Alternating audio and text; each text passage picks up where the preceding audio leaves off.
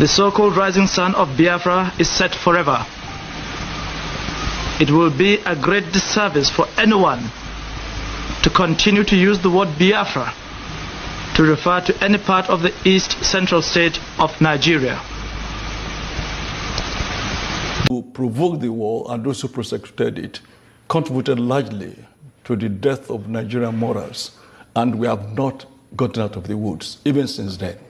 You've always felt that that war was preventable. It was a stupid war. It was a cruel war. It was a war that ought not to have taken place. If Gowon had apologized to the Igbos, as you said? If he had apologized at that point in time, and also been able to rein in Usman Katsina and those who were belligerent, those who were murdering Igbo folks in the north, if he had been able to handle them. But the Christian, the Catholic, the catechist son that he was, he certainly was not able, because he didn't put himself in power. It was the Fulani oligarchy that put him in power. So he could not handle them? He couldn't handle them, because it was not really, he was in office, wasn't in power. The Murtala Muhammads were in power? Oh, yes. So Murtala Muhammad would tell him off at executive meetings and say, use unprintable words on him, and they would just keep quiet. I mean, he didn't know how he became head of state. So why was he scared of the Murtala Muhammads? I think that was a long story, because he knew that it was Murtala Muhammad and his clique that killed the Ronsi, that took over power, and they knew what they wanted, and the gory nature of the coup, very bloody, even though it wasn't bloody at the point of the coup itself. It wasn't bloody in Ibadan, where they arrested Ronsi and Fajui and killed them at Ladopo. But when you look at the camp in Ibadan and the camp especially in Abeokuta, where you had more than 80% Igbo officers, and all of them were slaughtered, and also at Ikeja cantonment, where Igbo officers were also slaughtered. It was obvious, therefore, to Gowon that even if they put me there as a figurehead, there was not much I could do to rein those who were perpetrating. And even number two to Ironsi, who was Gundipe from my village, had to run away. And that same clique is still holding on to the state, right? Till tomorrow, but their days are numbered, yes. Aburi, yes, we agreed on area commands for the armed forces. At Aburi, we agreed that the police force would be decentralized. We agreed on those. Yes.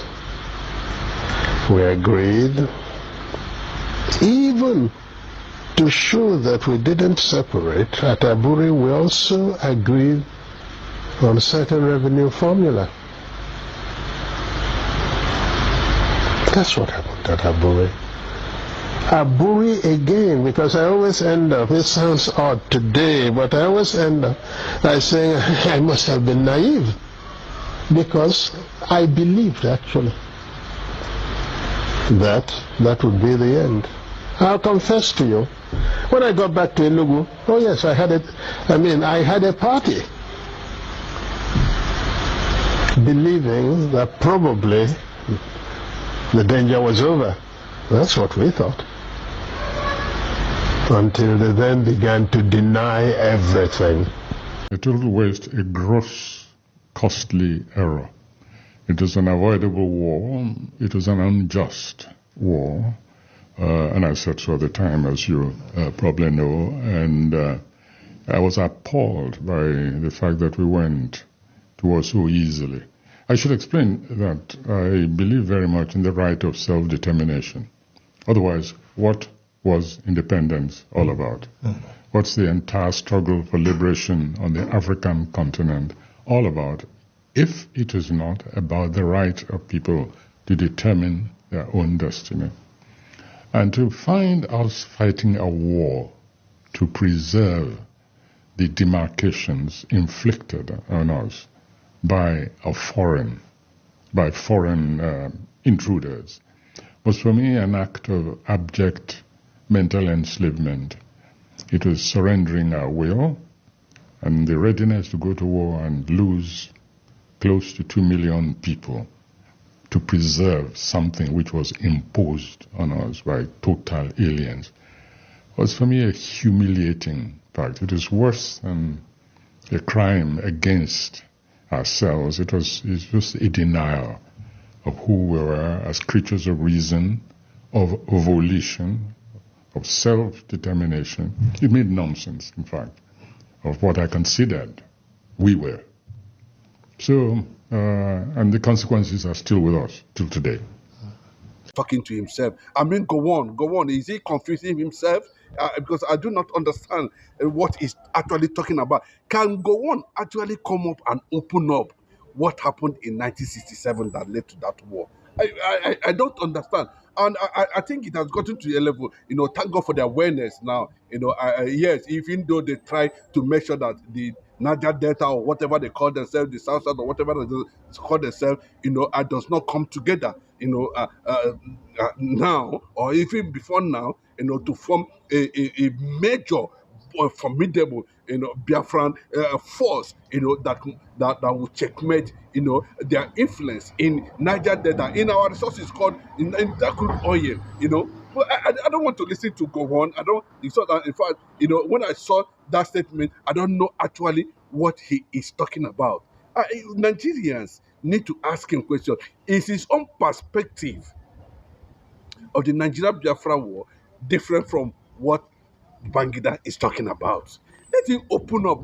Stop manipulating. Who is the person that made you to go to war that you don't want to go? You are telling lies. Go on. You must pay for the over 6 million lives that was killed in that war.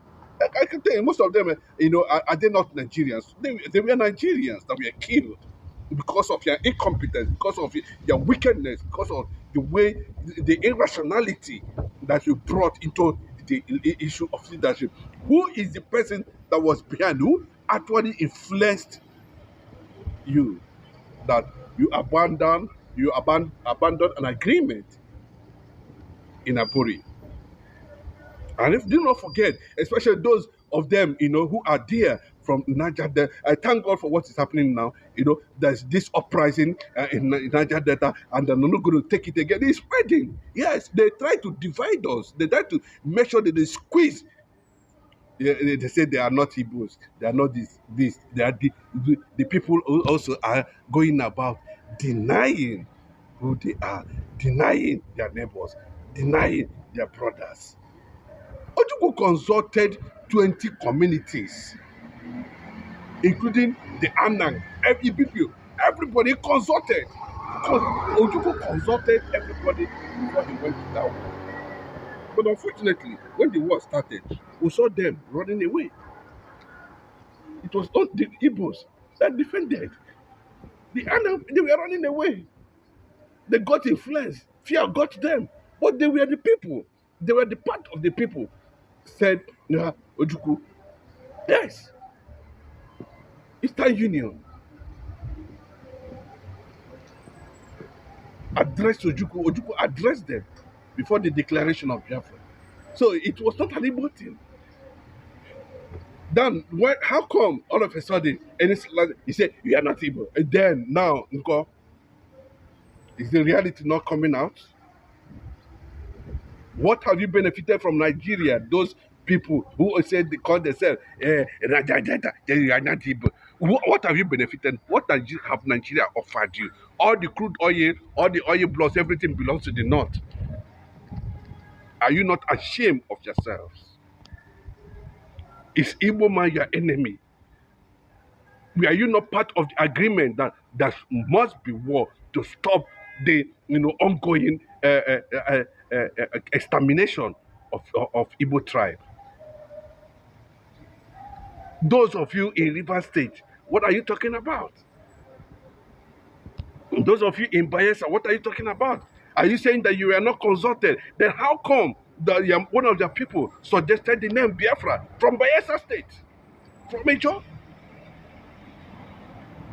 So if you are not to do this thing, and that is why, at every point in time, you see, the Fulanis, leaders, political class, taking advantage of these things and continue to destroy the Niger Delta, continue to make Niger Delta, continue to cause devastation and pollution without any regard, because, something that would have brought everybody together as a bloc to fight a common cause. They made you to hate an Igbo man who is not your enemy.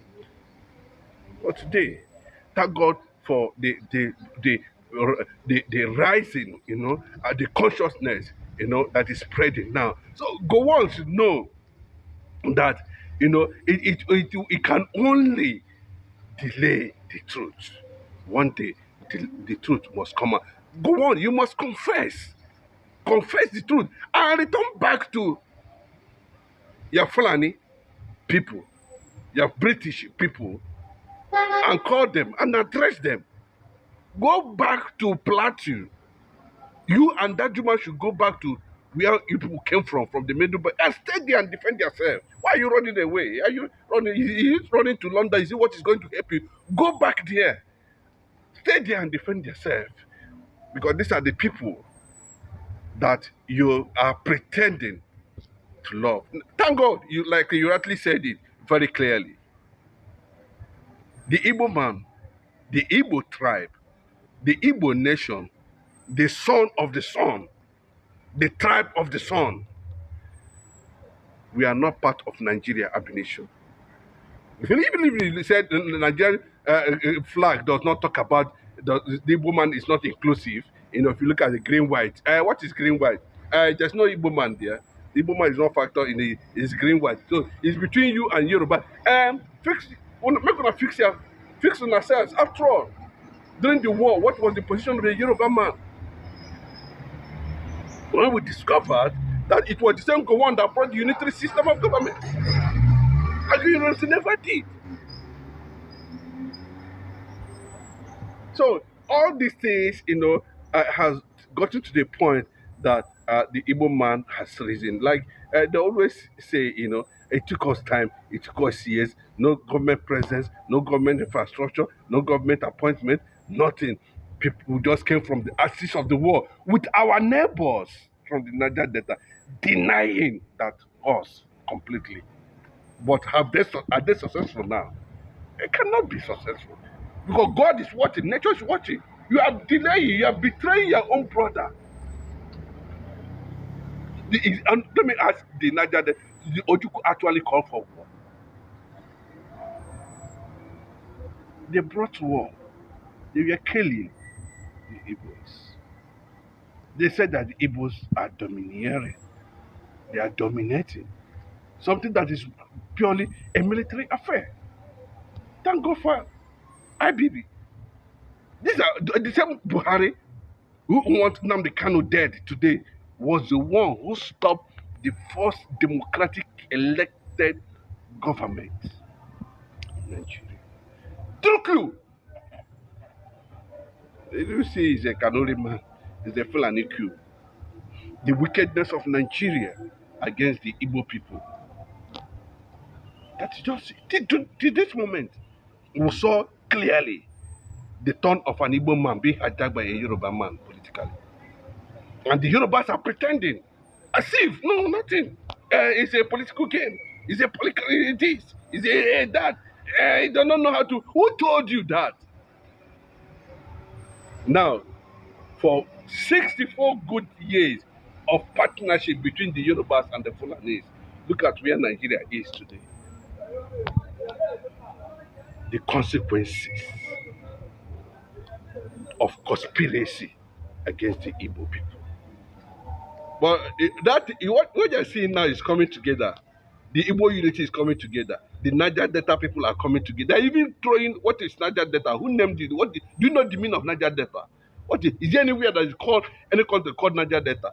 But I can tell you, where Biafra started, the first kingdom on earth,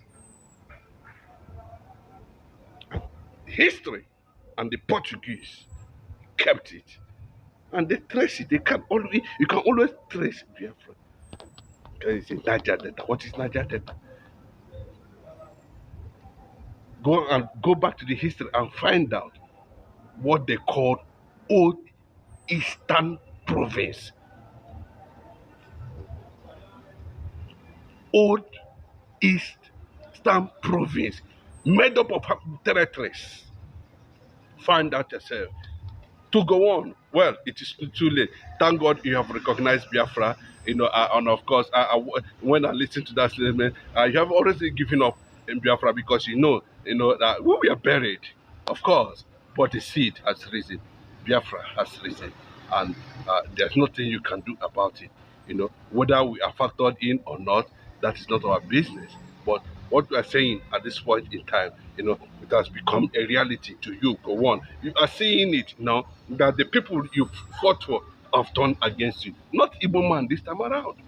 They turned against you, and you must run. See, the only way is that open up, tell the world who and what happened. If not, I'm seeing the entire end up in Biafra as a refugee. If you keep